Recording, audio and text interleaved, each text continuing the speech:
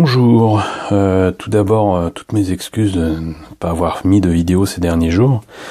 À mon retour de Perpignan pour le Perpignan Game Show, j'étais très malade. Je pense que le temps dont nous profitons tous en ce moment, et surtout dans le sud, y est pour beaucoup. J'ai attrapé une saloperie qui m'a affaibli pendant des jours et qui ne me permettait pas de faire de vidéos ou même de parler correctement.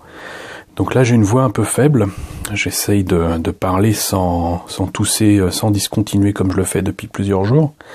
Donc vous m'excuserez si vous entendez quelques bruits de respiration ou quoi. Quoi qu'il en soit, je ne peux pas continuer à ne pas vous faire de vidéos, dans le sens où ça me turlupine depuis plusieurs jours de pouvoir vous faire profiter de différents sujets, et parmi les nombreux sujets que j'avais sous la main, je me suis dit qu'il serait temps de vous parler d'une nouveauté que j'ai reçue il n'y a pas très longtemps, qui est le VF4 de Macross, qui est un engin que l'on voit non pas dans le film de Macross ni même la série, quoique, mais que l'on voit dans une OEV qui s'appelle Macross Flashback 2012, qui date de 1987, qui a quelques scènes inédites, mais qui sinon est une espèce de clip géant, reprenant une bonne partie du répertoire de la chanteuse Lynn Minmay qu'on voit dans le film et la série. Cette idole qui renverse le cours du conflit entre les humains, les terriens et les Entradiens, qui reconnaissent dans ses chansons, et notamment dans la chanson utilisée dans le film comme étant, le signe incontestable que les terriens sont des descendants des Microniens, qui sont les détenteurs de la protoculture, qui sont la source même de leur création. Et donc cet engin, designé par Monsieur Kawamori, sort enfin pour le 35e anniversaire de Macross. Je crois qu'ils sont un peu en retard, logiquement on est au 36e. Mais ce 35e anniversaire de Macross marque enfin l'arrivée, avec, j'allais dire, 30 ans de retard, puisque l'OEV date de 87, donc ça fait déjà 31 ans. Mais cet engin n'a jamais existé en maquette plastique. Au tout début, il y a eu un garage kit, ou un 72 si je m'en rappelle bien, chez Redpoo, ça s'invente pas comme nom. Redpoo qui l'avait fait d'abord en soft-vinyle, ensuite en soft-vinyle et en résine. Je l'avais. Je ne l'ai pas gardé pour la simple et bonne raison que ce modèle en soft-vinyle était ignoble. Toutes les parties que vous voyez ici, avec les ailes en plan canard, les petites ailettes, l'empennage arrière, tout ça, c'était en soft-vinyle et c'était complètement déformé. Et il n'y avait rien, strictement rien à en tirer, à moins de refaire les pièces en question. Plus tard, le même modèle est sorti avec les pièces qui risquaient d'être déformées en résine. Pour autant, j'avais pas envie de dépenser une fortune dans un kit pareil. J'en étais revenu, j'étais devenu persuadé que les garage kits c'était pas pour moi. Et j'ai attendu patiemment un kit plastique. Je ne l'ai pas vu arriver, donc plutôt que de racheter un kit en soft vinyle, j'ai pu m'acheter au fil du temps, ces 30 dernières années, des kits en résine que je vous présenterai tout à l'heure, pour une raison très simple, c'est qu'il y a des choses à montrer sur ce VF4. J'ai pu me prendre au 1/100e le VF4 de Yellow Submarine, je vous le présenterai tout à l'heure. Je l'ai également au 1/144 VF4G Lightning 3. Toujours chez Yellow Submarine, avec cette collection très étrange où les pièces, c'est essentiellement la base qui fait sortir les Valkyries. Ça fait partie d'un jeu qui s'appelle Digital Mission VFX. Donc ça, je me le suis acheté à un moment sur Il était présent sur HLJ pour pas trop cher. Et j'ai eu sur eBay aussi la possibilité d'acheter une version, je pense recastée, mais je ne savais pas quand je l'ai acheté.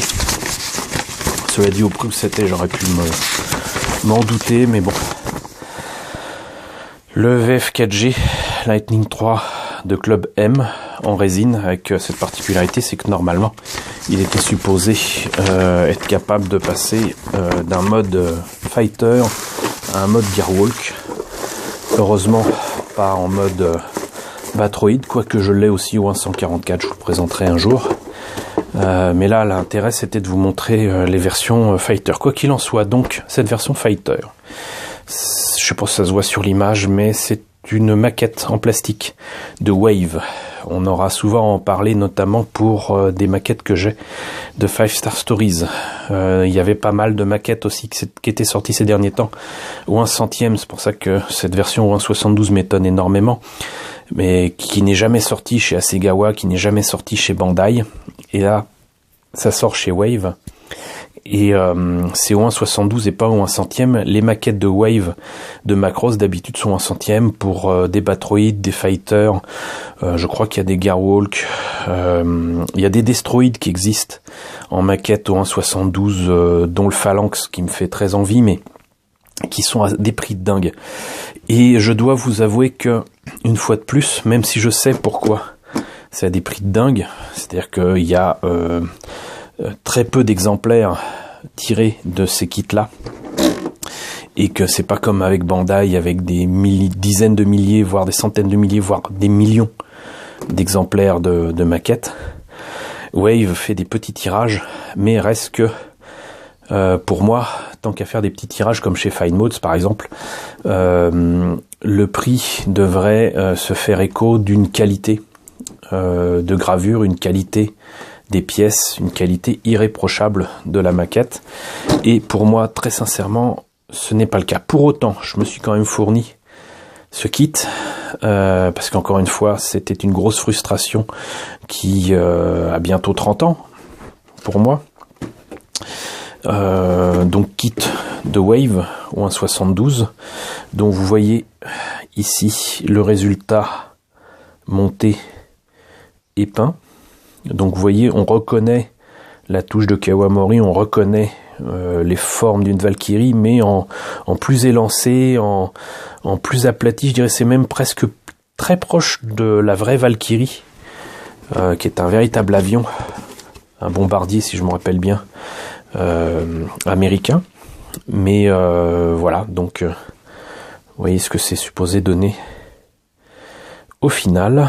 Et cette maquette, je ne sais pas si c'est, je ne pense pas que ce soit le prix. Oula, c'est écrit en tout petit. Ils ont peut-être honte du prix que c'est. 5800 yens. Ce qui nous fait dans les 50 euros. 50 euros. À ce prix-là, j'ai un superbe SDF1 ou un 4000 chez Hasegawa. Là, c'est le VF4 Lightning 3. Et même si je l'attends depuis longtemps, reste à savoir si ça vaut ce prix-là. Pour moi, c'est une fortune. Mais bon, il me fallait la voir. Je suis, comme vous le savez, un gros fan de Macross, un gros fan de Robotech. Et le VF4 fait partie vraiment de ces engins légendaires qu'on voit à peine dans Macross Flashback 2012. Peut-être, allez, 2 secondes, même pas. Mais design et engin vraiment légendaire de l'univers Macross, qu'on ne revoit pas d'ailleurs dans les autres séries. On le voit pas à part dans les jeux. On ne le voit pas. Donc qu'est-ce que ça donne à l'intérieur de la boîte? On a déjà suffisamment entendu. On va voir ça tout de suite. Alors je le dis souvent pour les maquettes d'origine, sinon européenne, sinon américaine, souvent certaines maquettes ne remplissent pas la totalité de la boîte. Bah écoutez, voilà.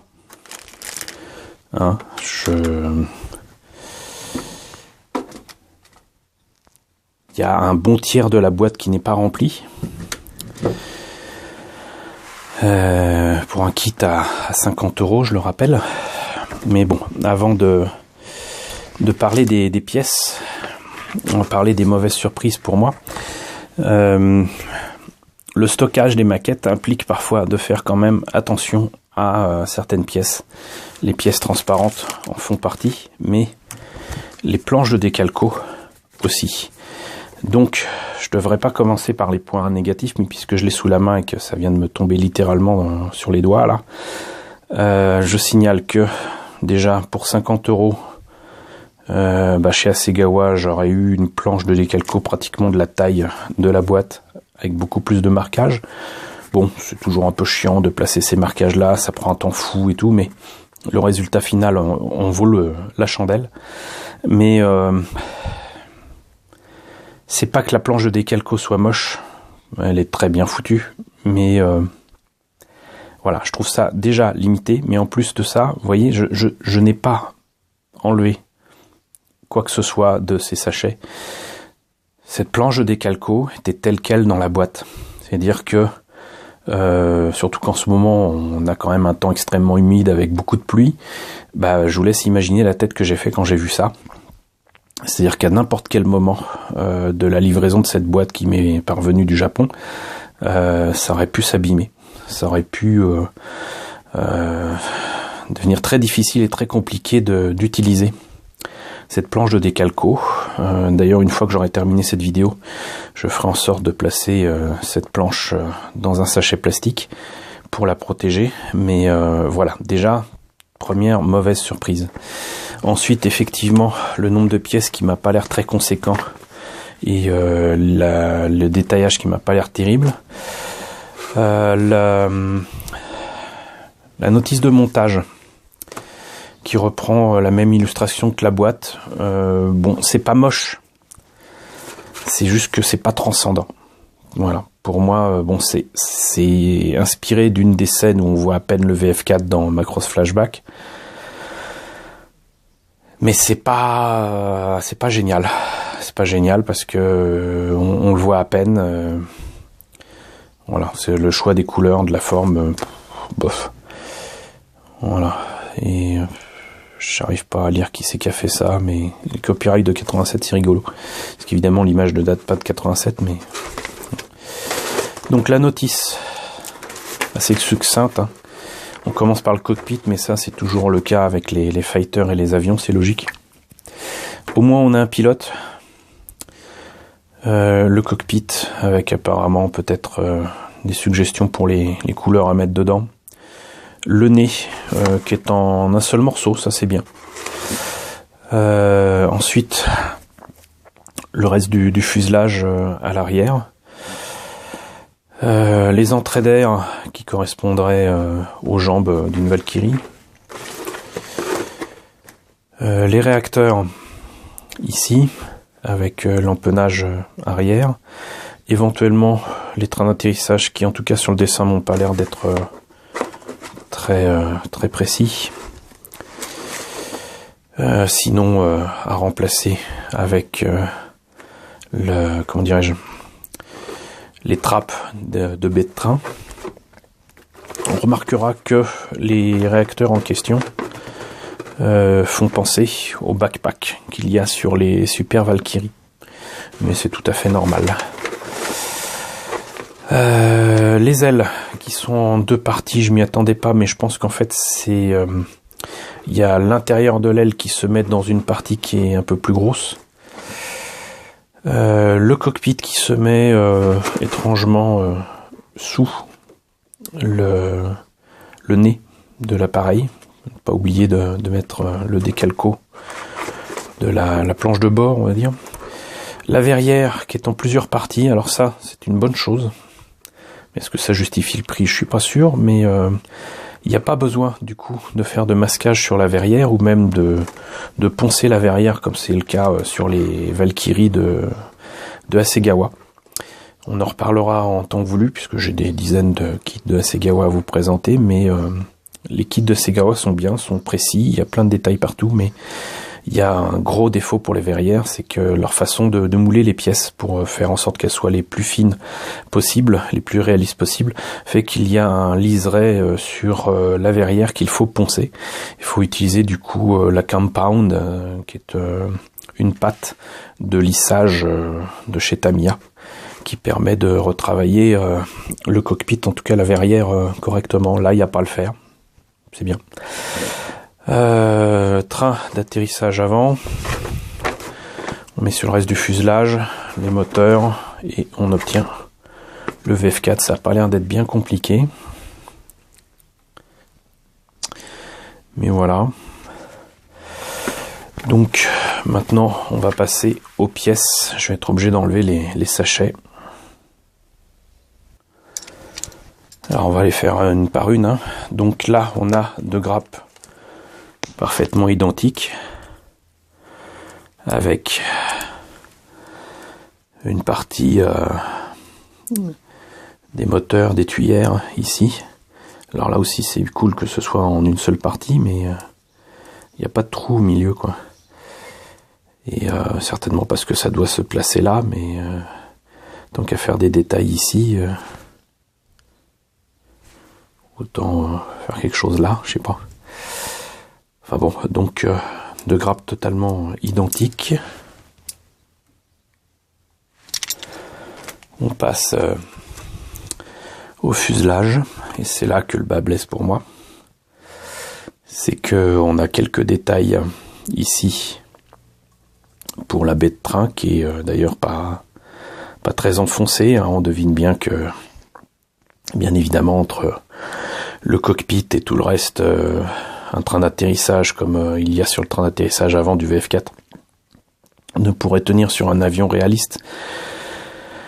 Mais bon, là le fuselage au-dessus, mais je trouve quand même les détails, même s'ils sont présents, pas grossiers, mais beaucoup moins fins que ça peut l'être sur du Hasegawa. Chez Hasegawa, ils ont même carrément ajouté des riftages à peine visibles, mais qui font extrêmement réalistes.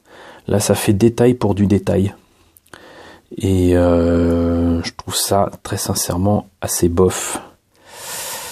Les trains d'atterrissage ici sont pas géniaux non plus. Et là, donc, on a le dessous du fuselage, plan canard, une partie du cockpit. Là encore, il y a du détail, et du détail en creux, c'est cool. Mais c'est pas super fin. Ça doit certainement être bien meilleur une fois peint, mais bon. Le pilote est assez particulier dans Seto Heavy de Macross Flashback 2012. Mais on a là donc ce cher Hikaru Chijo, alias Rick Hunter dans la version Robotech. Mais ça peut être n'importe quel pilote. Alors là, je serais incapable de vous dire ce que c'est exactement comme partie de l'engin, mais tout y est.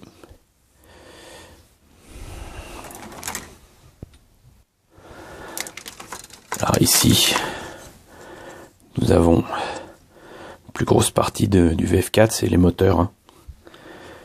Et là aussi c'est beau, les détails sont là où il faut, il y a des détails en creux, mais ça manque singulièrement de gravures, de petits détails ici et là. C'est vraiment le minimum syndical qui a été fait ici par Wave. Reste à voir en plus ce que ça donnera une fois terminé, parce que tout cela est supposé donc se monter ici avec façon Snaptit. C'est cool, hein. Moi je préfère, mais là ce genre de choses là, ça me fait un peu peur.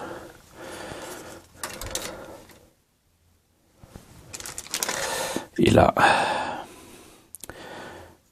par contre là, ça c'est des bons points, c'est des pièces qui ne sont pas en deux parties, qu'il n'y aura pas à poncer comme des malades ou à quoi. D'ailleurs là vous voyez ces pièces ici ne sont pas des pièces à utiliser sur le VF4, c'est sur la grappe, c'est ce qui a permis certainement de faire la pièce d'un seul tenant. Ça c'est cool. Ça c'est cool. Mais pas de détails pour autant, quoi. Donc pour les ailes, pareil. Et voilà. Bon, je vais les laisser quand même dans le sachet. C'est parmi les plus petites pièces. Et donc là, vous avez la partie de la verrière qui, du coup, est à peindre à part et qui pourra être complétée de sa partie vitrée, sa partie transparente. Le siège du pilote dans le cockpit. L'arrière du cockpit, l'avant, le poste de... avec les panneaux de contrôle. Là vous avez le nez de l'appareil qui est dans une couleur un peu bizarre, mais c'est comme ça effectivement. Et qui est là aussi d'un seul tenant, ça c'est très bien. C'est très très bien. Mais pourquoi en plastique mou? Pourquoi?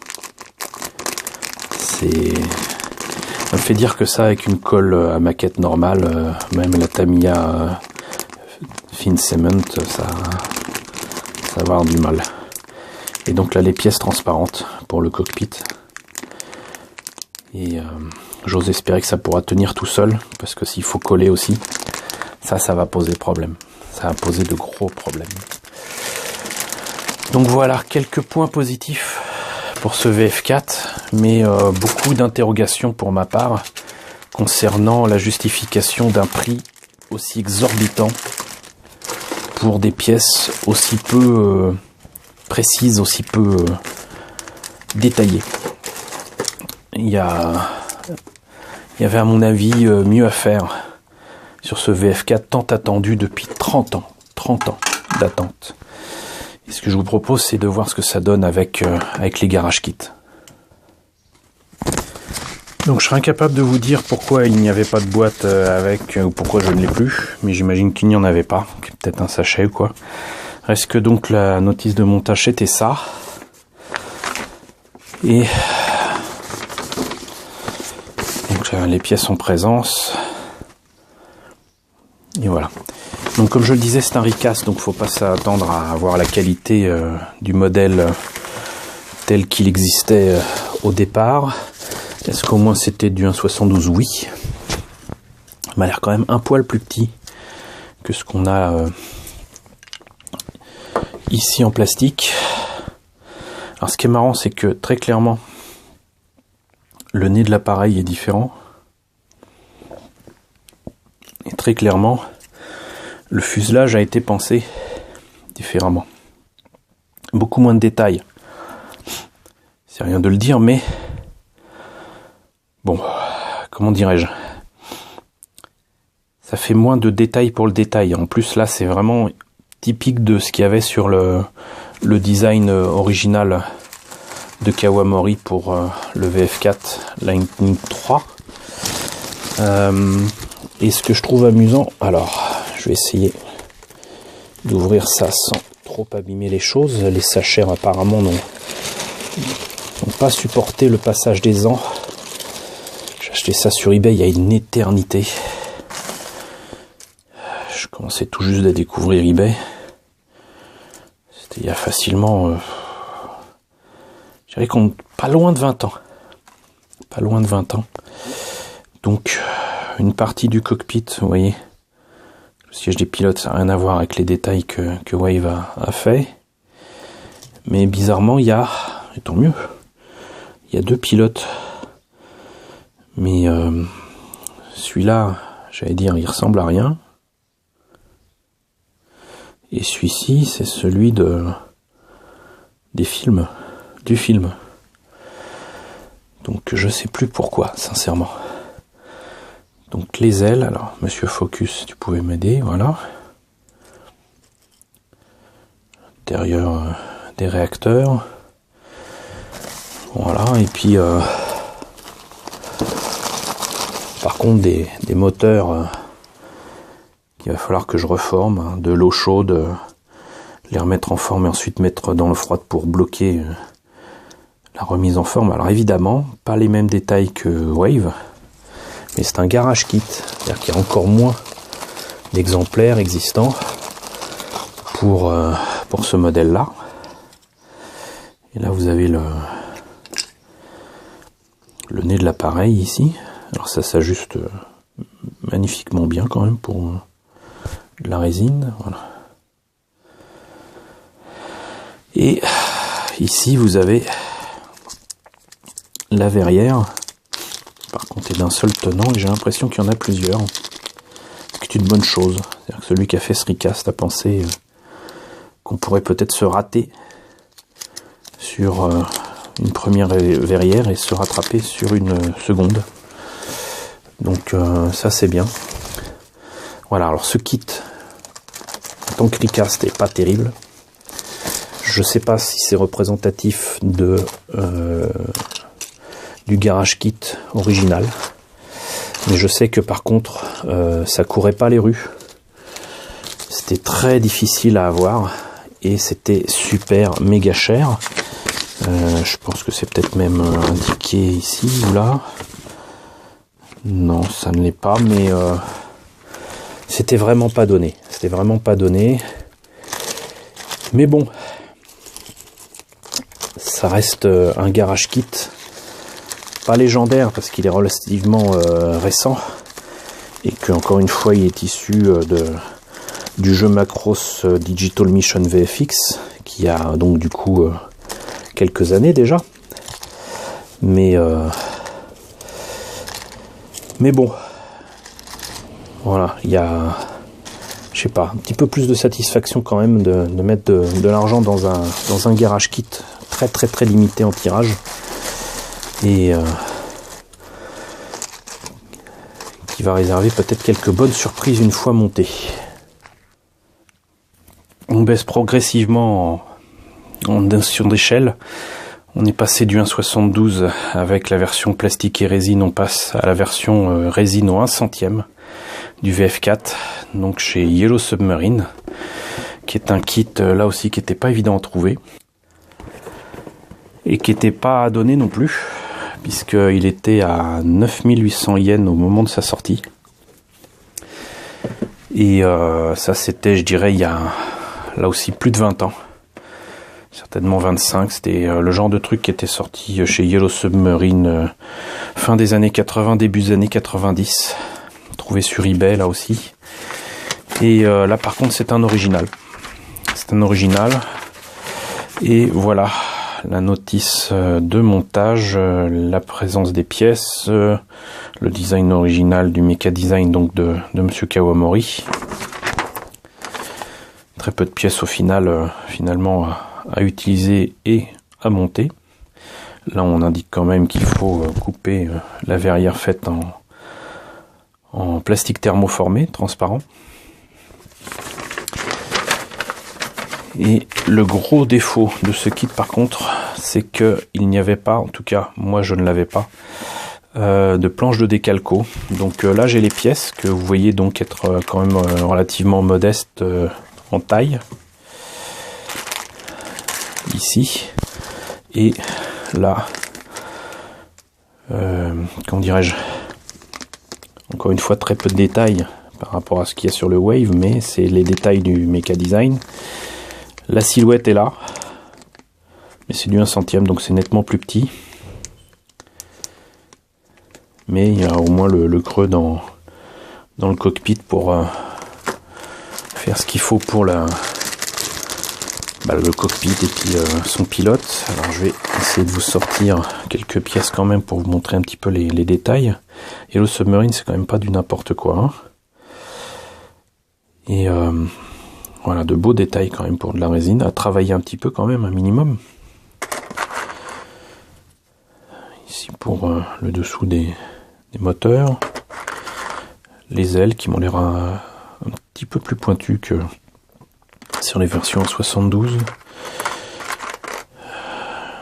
Les entrées d'air qui sont en un seul tenant, et ça c'est bien aussi pour la résine. Et normalement il devrait y avoir un pilote, mais je ne le vois pas. Il est peut-être ailleurs. Donc comme je le disais, pas de planche de décalco du coup. Ah, il y a la verrière. J'avais mis de côté tout ce que je pouvais de décalco, en trop notamment pour le logo de Macross, parce que autant le marquage à la Roy Fokker, comme ceci, je peux le faire avec du masquage ou même à main levée, mais vous me verrez pas écrire 101 ou faire des petits détails comme ça. Et c'est quand même fou de se dire qu'au prix que c'était, il n'y avait pas moyen d'avoir quelque chose avec une planche de décalco. C'était certainement vendu à part. À l'époque, ça se faisait souvent. Ça se faisait encore il n'y a pas très longtemps, même chez Bandai. Hein. Mais voilà. Du coup, à un moment, je m'étais récupéré ça. Alors, je sais plus quelle occasion, mais il y a quelques petites pin-up Lin-Min-Mei que je trouve assez sympa.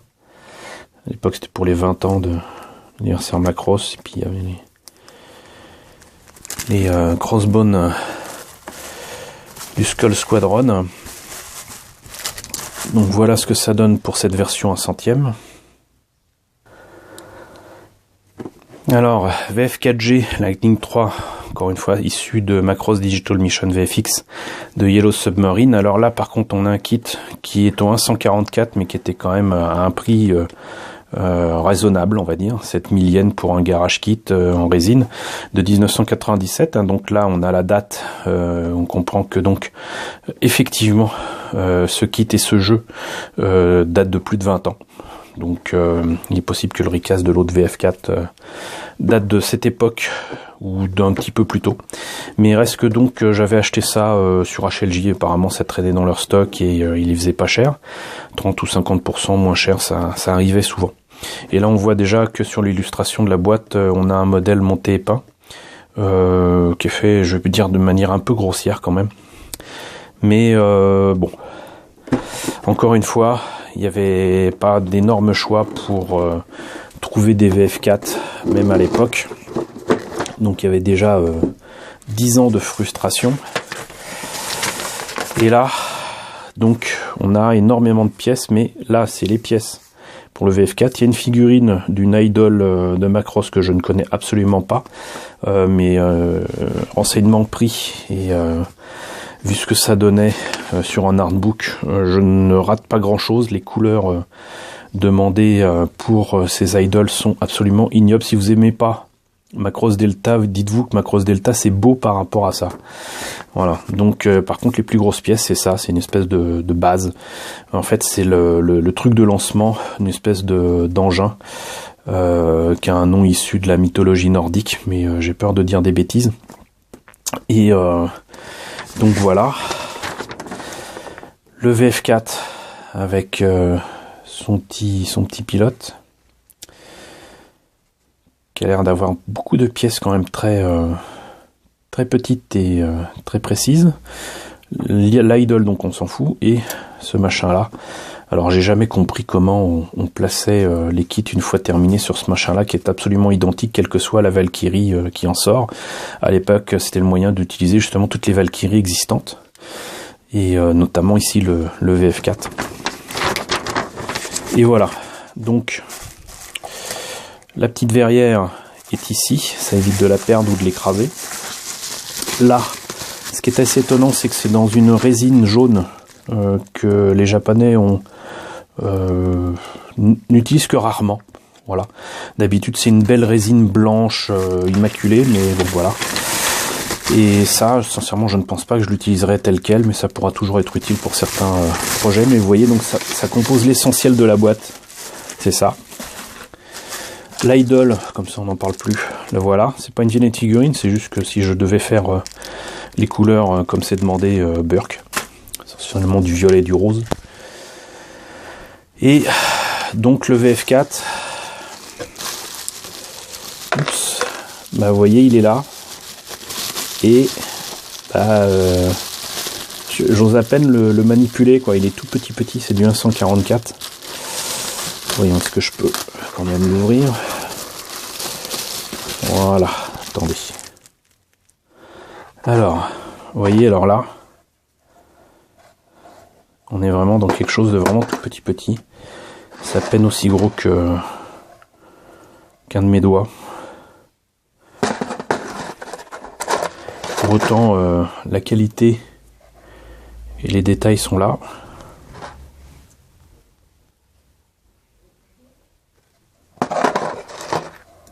Oups, si je perds des pièces, ça va pas le faire. J'ai failli m'étouffer en le faisant. Alors, là vous avez donc le pilote. Je me rappelle que je l'avais confié à un ami, Stéphane, pour faire un recast en truc pote, parce que certaines maquettes qu'on avait étaient sympas, mais il manquait cruellement de pilote façon Revell. Et là, c'est le moyen d'avoir un pilote Macross ou un 144, et d'autres ou un centième et un 72. Donc on en avait reproduit plusieurs. Il me semble que l'original était de la même couleur que le reste ici, je ne le vois pas. Mais vous noterez que, comme pour la plupart des garage kits, vous avez donc le cockpit qui peut quand même être fait en plein, qui d'ailleurs peut être placé ici, mais c'est pas fait pour. En fait, c'est pour aider à découper la pièce en thermoformé. Vous mettez dessus et puis vous la découpez correctement. Et au pire, vous pouvez reproduire la pièce thermoformée de votre côté si vous avez les connaissances et l'envie de le faire. Donc voilà ce que ça donne pour ce kit au 144. J'essaye de replacer tout ça sans n'en rien perdre. J'ai de la poussière de résine partout, super. Mais donc vous voyez que effectivement moins de détails que sur la version plastique. Mais bon, c'est juste que franchement, vu la qualité du kit de Wave, ça aurait pu être nettement moins cher, même chez Hasegawa. Bon, je sais qu'ils en font beaucoup plus d'exemplaires, mais chez Hasegawa, c'est pas ces prix-là, et c'est pas ces mauvaises surprises-là. Il y a d'autres mauvaises surprises, mais pas celle-là. Vous pouvez, franchement, à ce prix-là, avoir soit un gros SDF1, soit une Valkyrie ou un 48 en Super Valkyrie ou Strike Valkyrie, une Valkyrie normale ou un 72 chez Hasegawa. C'est rarement plus de, allez, 25 €, et encore. Donc, petite déception pour moi. Je vais terminer d'ailleurs cette vidéo beaucoup trop longue, mais je me rattrape sur le temps passé pour vous montrer donc le design original. Là, c'est sur deux Entertainment Bible que j'ai, qui est l'Entertainment Bible numéro 27, qui était entièrement consacré à Macross avant la sortie en 92 de Macross 2. Et quand Macross 2 est sorti, ils ont sorti le Entertainment Bible 51 qui reprenait l'essentiel de ce qu'il y avait dans celui-là, mais le complétait avec les designs de Macross 2. Mais donc j'ai choisi exprès les pages qui concernent le VF4, et là vous voyez que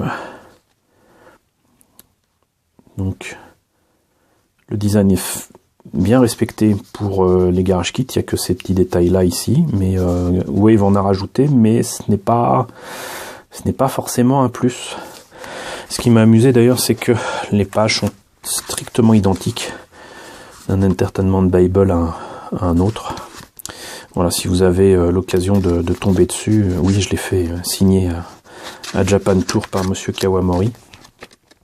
Mais voilà, vous avez de belles illustrations en couleur, les croquis en noir et blanc, et ça c'est cool. En tout cas à l'époque c'était le nec plus ultra pour moi des artbooks, parce que déjà c'était transportable facilement, et puis c'était riche d'informations. Voilà, riche d'informations, et puis franchement 780 yens, ça le faisait.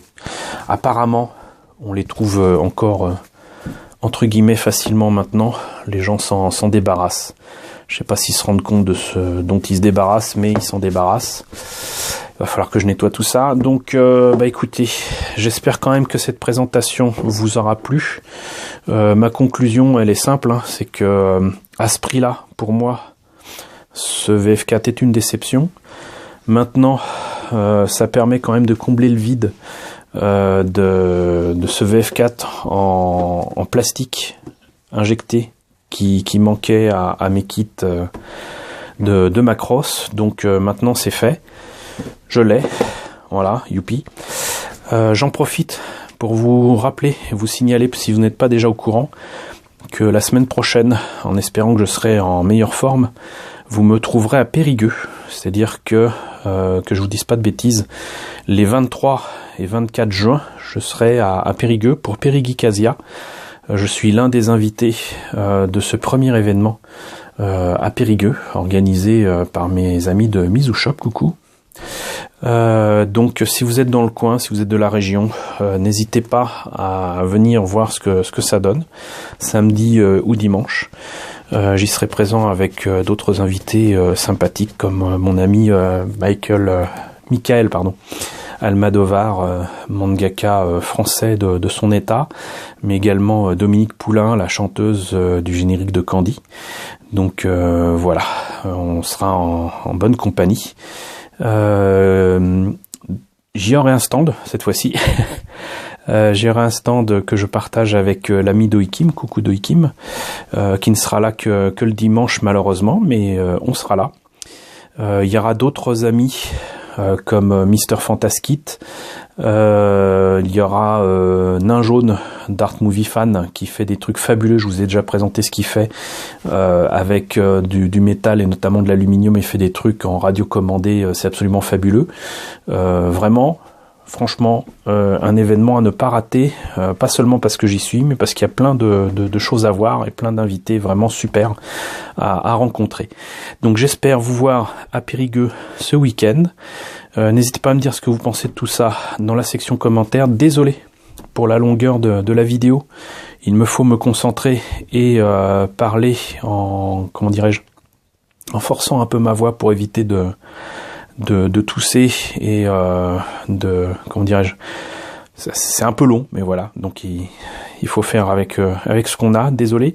Donc n'hésitez pas à me dire ce qu'il en est dans la section commentaires, n'hésitez pas à partager, n'hésitez pas à liker, c'est important aussi mine de rien, et n'hésitez pas à vous abonner si c'est pas déjà le cas. Coucou d'ailleurs à tous les nouveaux abonnés, je crois que on approche rapidement des 1360 abonnés, c'est cool, c'est super cool, voilà, ça c'est super bien. Et puis du coup je salue toutes les personnes qui me suivent non seulement depuis peu de temps mais aussi depuis très longtemps. Donc voilà, j'espère que mon retour vous aura ravi, et moi je suis ravi de revenir vers vous avec ces sujets là. Donc je vous retrouve très bientôt de toute façon, c'est sûr, pour d'autres sujets autour des maquettes Macros. À très vite.